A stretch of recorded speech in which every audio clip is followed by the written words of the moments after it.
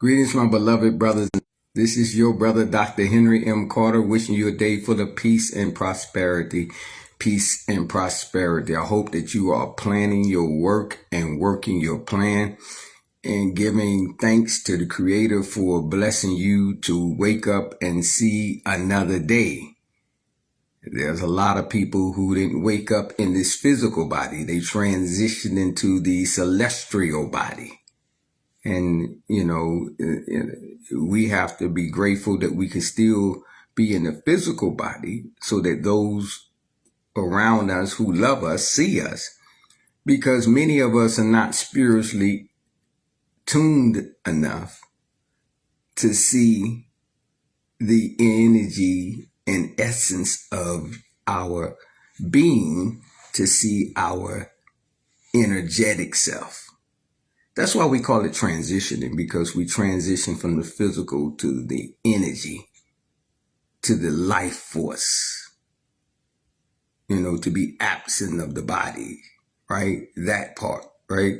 And so I am grateful that I'm here with you physically, but one day when I am requested by our Creator to transition into the celestial, I'll be with you then also. Drinking my coffee this morning. Ain't nothing like a good cup of coffee. You got to have the right mixture of sugar, right mixture of cream. Now, some people like their coffee black, just give it to them straight, no chaser. I don't like the bitter taste of coffee.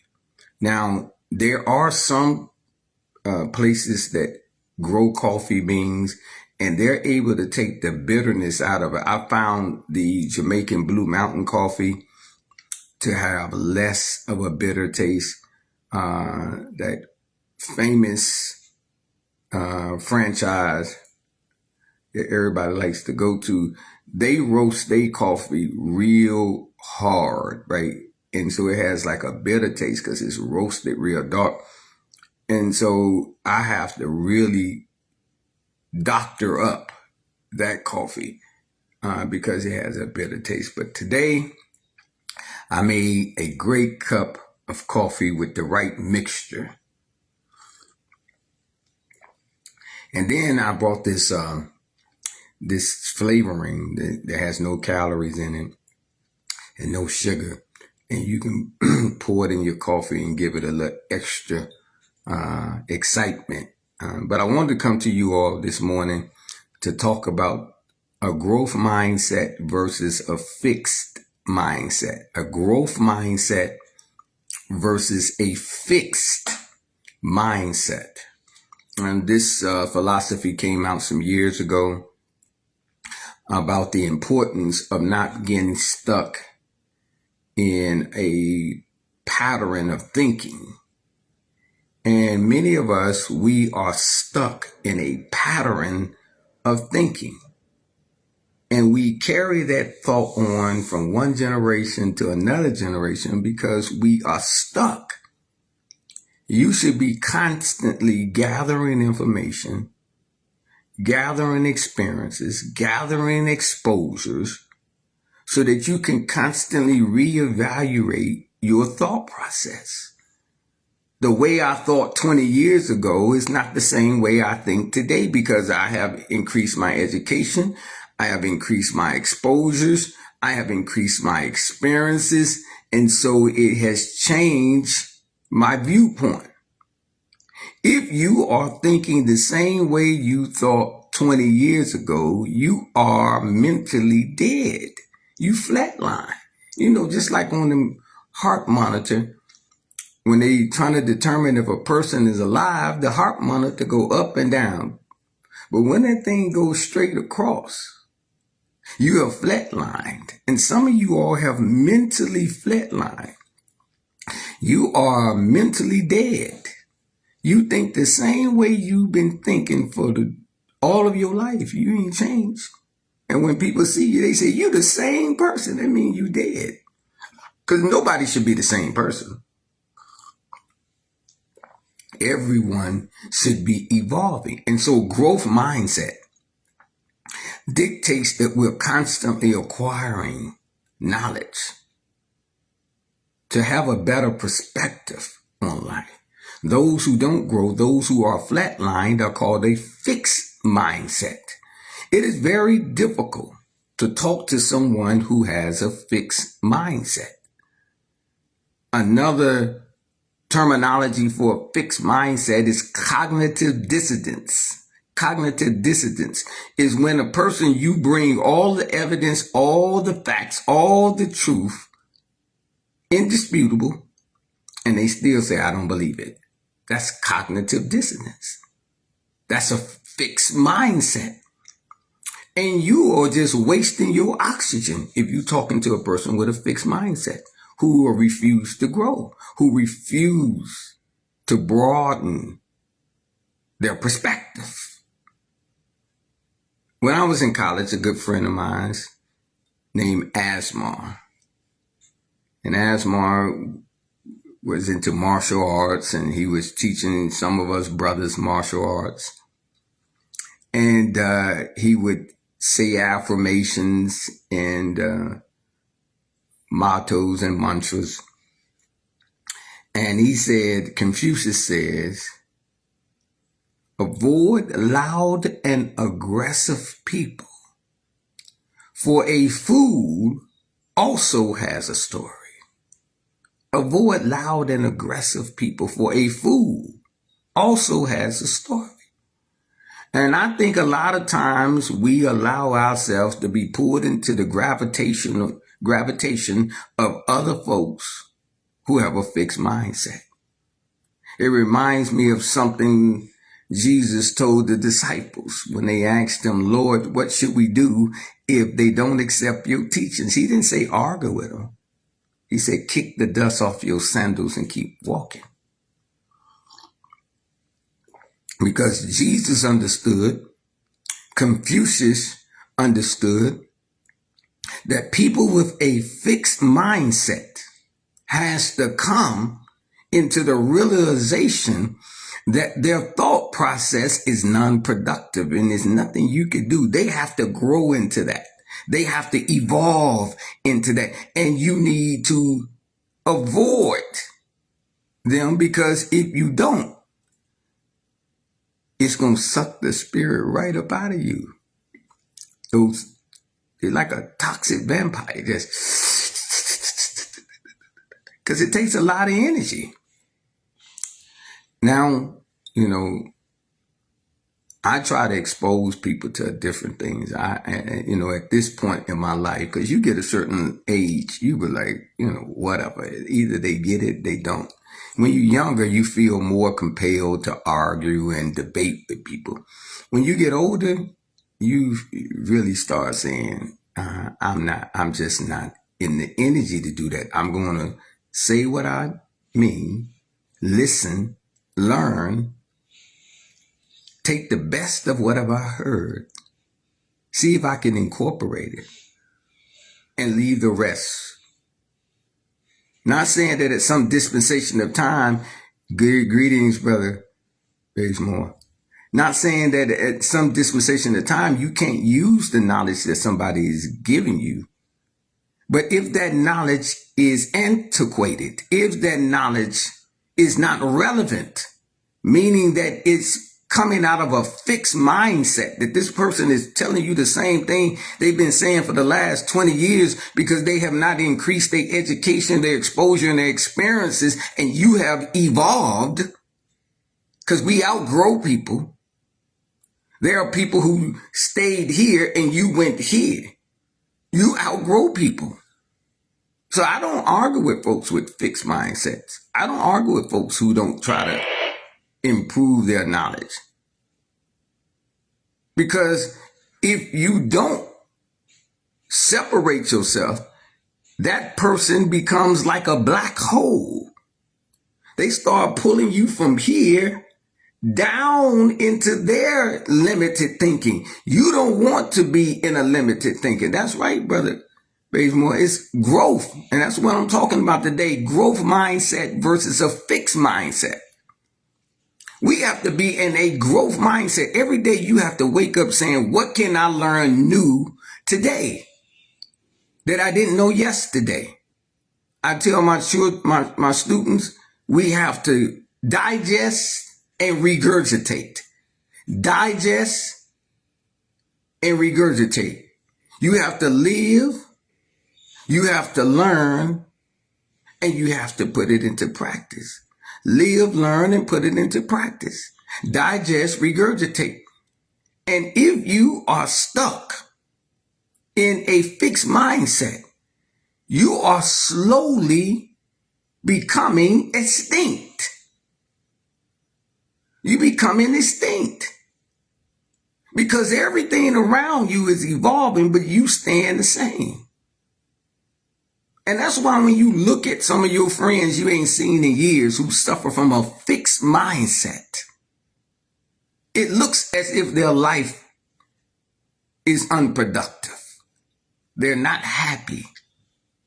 And then that's when a lot of the jealousy and envy creeps in, is because they see that you got a growth mindset and they got a fixed mindset, and they're jealous that you got out of the gravitational pull of a fixed mindset. They're jealous. Look at you. You think you better than me. And I tell some of them straight up, I really do think I'm better than you. Not everybody equal. See, that's what we get messed up at, thinking everybody the same, everybody equal. No. Some people elevate. See, elevation. Some people elevate. Some people evolve. And some people stay stagnated. So we're not on the same level. We're not the same. We have the same potential, possibly, but we're not the same. How do you teach kids in school, body, real life about social media mindset? Kids today are dealing with so much. First, we have to be what we want them to be. We have to model it. See, because at a younger age, they're looking more than they're listening. So they're looking at you. And when I'm sitting among my students, I am very conscious on how I sit, how I talk, how I move, how I read, because they're modeling my behavior, right? And Mike Thurman, who is running for the governor of the state of Georgia right now, but who's iconic in the state of Georgia, said that he used to watch his father reading all the time. And his father said, sit over at that table and study your lessons. And he said it wasn't until years later he found out his father didn't even know how to read, but his father was modeling the behavior, which inspired him to study. The second thing is we have to teach young people critical thinking, how to process what they are digesting, breaking it down to the stimulus response and cause and effect. What is the response that can come if you implement what this person says in this lyric or what's on social media? And I teach them how to process social media by saying block and delete. And we do a call and response in the classroom. I say block. They say block. I say delete. I say when somebody is saying something that you don't like, block them and delete them. Kick the dust off your shoes and keep on moving. Don't allow people with a fixed mindset to pull you into their black hole. We have to teach our young people how to think. I teach them that words turn into thoughts, and thoughts turns into belief, and beliefs turns into actions. So you have to be careful with what words you're allowing in your eye gate and your ear gate. See, we have to teach them how to fortify their mind. And then we have to indoctrinate them with the right mindset, a growth mindset. I teach this growth mindset. One of my classes in school I teach is a transition class. 18 weeks, all the students learn is leadership development, critical thinking, growth mindset. I'm positioning them. They have gone through really college level leadership development in high school. Yes, I've given them college level leadership development. I am preparing them to be global leaders by feeding off of my education, my exposure, my experiences, and other people education, exposure, and experience. And that's what we have to do. And so when they look at social media again from this new mindset, they know how to deal with it. You see? Because the human brain is not developing to the age of 25. And so these children are exposed to information that their brain is not developed yet. Do you see less qualified teachers in the school, or do you see parenting being the best guide? Some of the parents don't know. We're not dealing with yesterday's parents who had a certain values, a certain drive, certain perseverance. We're in a society of moral decay. This society has made wrong right and right wrong. And so some of the parents have blurred lines on what they think that is right and wrong. And so what society thinks that is wrong, some of these parents think that is right. So these youth have to be brought outside of the bubble of their parent and be exposed to a more diverse thinking because their parents are wrong. See, we make this assumption that the parents should have these morals, values, intent. They don't. Some of them don't. Some of these students, the root of the problem is their parent. So the beloved community, as Dr. Martin Luther King says, has to come in and put in the minds of these youth the knowledge that they need to survive, right? And so qualified teachers is not learning pedagogy and learning lesson plans and learning how to prepare children for the GMAT test. See, because there was a time when none of this stuff existed and people were going to school in a schoolhouse, right? They were learning in a one-room schoolhouse. And out of that one-room schoolhouse, we got doctors, lawyers, and scientists.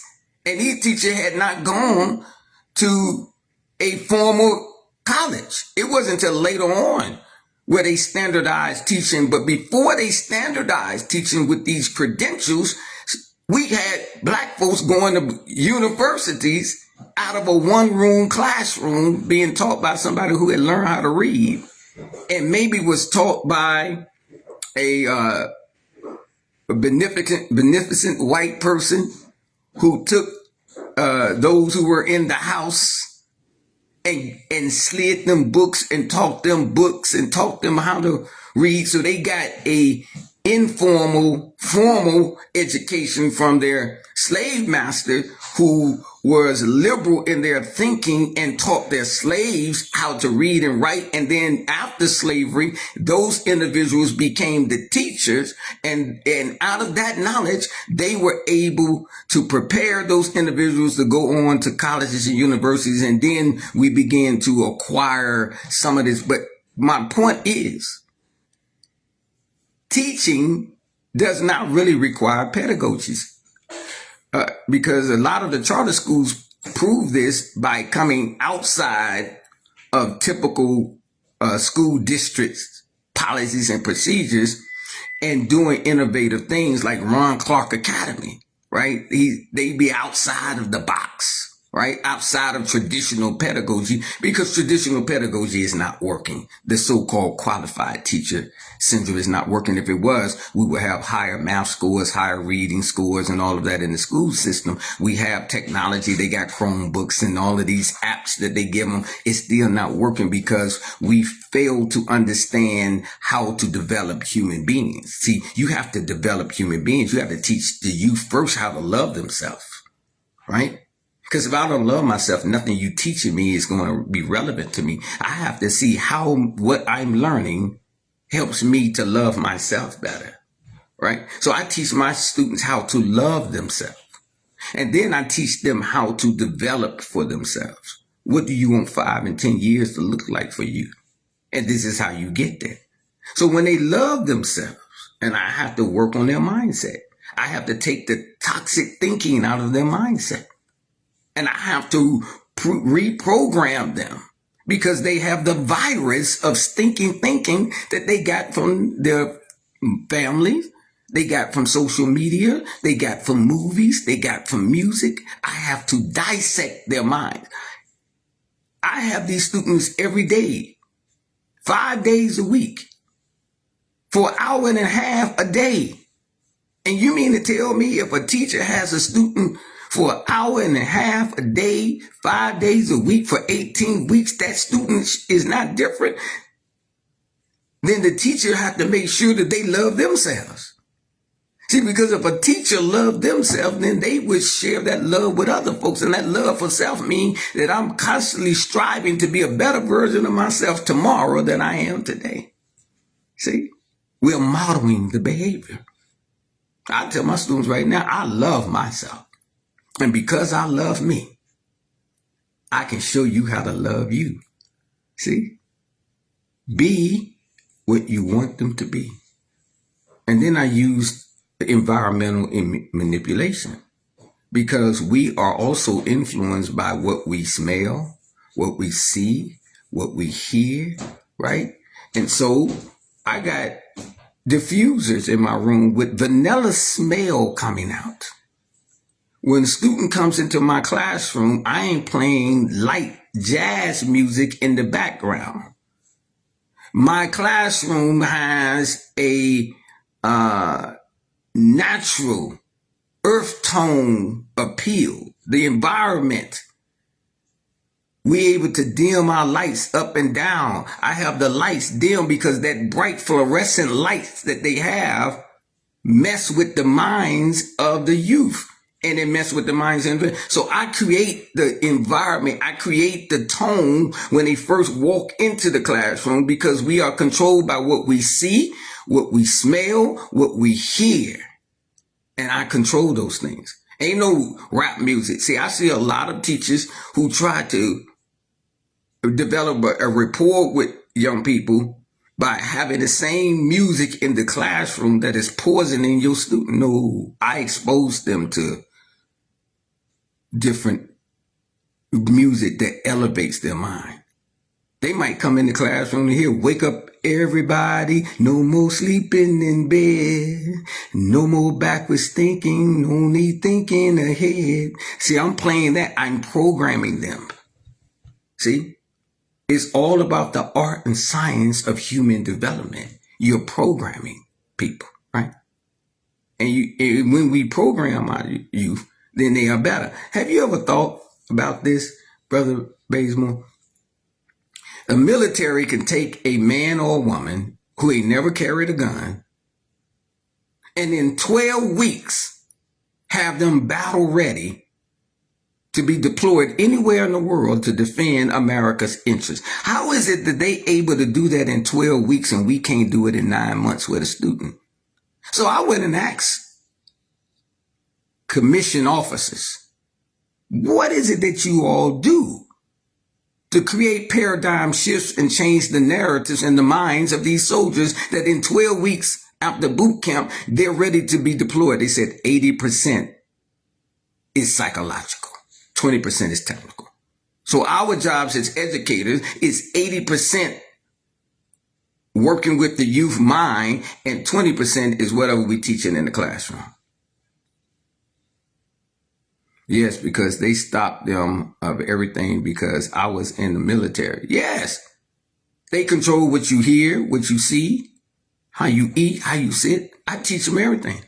I don't have behavioral problems in my classroom. I don't even allow phones in my classroom. I have a lockbox. When students come in my classroom, they put phones in the lockbox. There's no phones allowed in my classroom. There's no eating allowed in my classroom. There's no headphones allowed in my classroom. There's no Beats by Dre allowed in my classroom. Yes, I control the environment. Jesus said, "My sheep shall know my voice, and another they shall not follow." This is what they're listening to in my classroom. My voice. And whatever I got on that screen. And whatever I let them listen to. I control the environment. I control their behavior. I control the students. And if we are adults who got years on these students, can't positively manipulate them, then we have to question whether we have a growth mindset or a fixed mindset. Teachers who can't control their environment are suffering from a fixed mindset, not that they're qualified through pedagogy. They don't love themselves enough to have a growth mindset. Yeah. So even personal, in our personal life, we have to constantly grow. I'm constantly reading. I'm constantly researching. I'm constantly listening to other people, right? People sharpen people like iron sharpen iron. And you need to go and box with somebody who have a superior intellect to you. I don't like being the smartest person in the room unless I'm teaching my students, right? But if I'm around other people, I want people in that room to be smarter than me so that I could grow. If we are all of the same knowledge level, then we're suffering from arrested development, right? So you got to get around people who smarter, right? And I just really get excited. I had a co-worker last year. I got a doctorate. He don't have a doctorate, but he's older than me and more experienced. This man met a whole lot of people that's in history books because he was into music and entertainment and all of this and poetry and all of this. And the man could speak 2 and 3 languages, and we were co-teaching. And every day I was mentally stimulated by this man's intellect. And I'm like, wow, this is a brilliant mind. This man got a brilliant mind, right? See, I don't hang around folks who got fixed mindsets. You get very little time with me if I find out you got a fixed mindset, because I'm afraid you might poison me with your toxic thinking. Yeah. So, beloved family, I just wanted to come before you all and talk about a growth mindset versus a fixed mindset. And with that saying, I'll see all of y'all at the top because the bottom is way too crowded. Peace.